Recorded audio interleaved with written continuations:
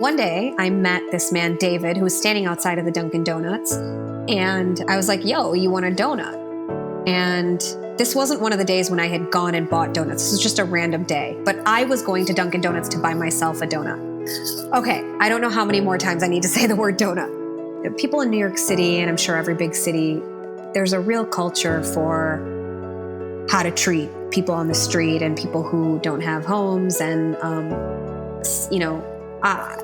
I don't subscribe to that. I really feel like people on the streets are my friends. Plus, after having gone through the last 2 really shitty years in Detroit, I was in a place where I'm still figuring out and finding my legs. And I was feeling extremely vulnerable. I was feeling lonely. I was feeling confused. And I couldn't hide it. And so all I really wanted to do was connect. Most often, every single day in my life, I'm trying to solve my own problem. I'm trying to give myself what I need first, and somehow, other solutions start to happen and other people get involved. But in any case, I'm meeting, I spoke to David, and then that was that. We just went our separate ways. But then over the course of living in Chelsea for that year, I started to see him over and over again because he stood in that same spot. And we became friends, like actual friends. And David, who's, living on the streets and who wasn't living on the streets prior to this year, but went through a hard time in his life and had fallen on some hard times. I mean, we connected like we had been long lost kindred spirit friends. And the biggest thing that connected us was our mindset. David is a risk taker. He believes in himself. He's got so much potential. And we started helping each other solve our problems.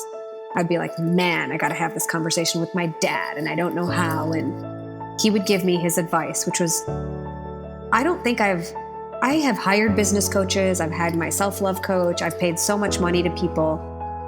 I have gotten some of the best advice, just the non-bullshit best advice from David. And I started to really go home and think, man, this dude is something else. And so David and I, over the course of a few months, we started just meeting and chatting. And it was weird because he looks disheveled and we look like an odd pair, truly. Like you see us on the street, it's like, what are you two doing together? So what we decided to do was take what we do for each other, which is help each other with our real life day-to-day issues, and take it to the street. Namely because we're too big of people to just be with each other. I felt this way since I was 5. I'm too big to just be this or that. David was definitely too big just to be helping me. He needed to help other people. I felt that way. I knew he felt that way about me. So we said, let's give other people advice. Let's see if we can help people on the streets of New York who have their head down, who are always looking upset and in a hurry. Everyone's got issues. Let's see. So we stood on the corner of 28th and 7th and then 28th and 8th, and we created what we called the corner office, which is the corner office, free advice for any issue you may have. And basically we were just street corner therapists for an hour on the weekends. And we did it a bunch of different times. We did it for a few months and we got insane questions. People asked us how to fund their films, how to get investors, where to get a pair of shoes, how to have their kids stop asking them for money, how to find a job, how to write a script. I mean, we got all sorts of random questions. Oh, I had a really bad day. What should I do? I'm still thinking about it. I had a bad day yesterday. I'm still thinking about it. And David would give his real straight up street advice. And I would often give my heady sort of what I thought was smart advice. And we would just kind of help as many people as we could. And at the end of that, we did it all for free.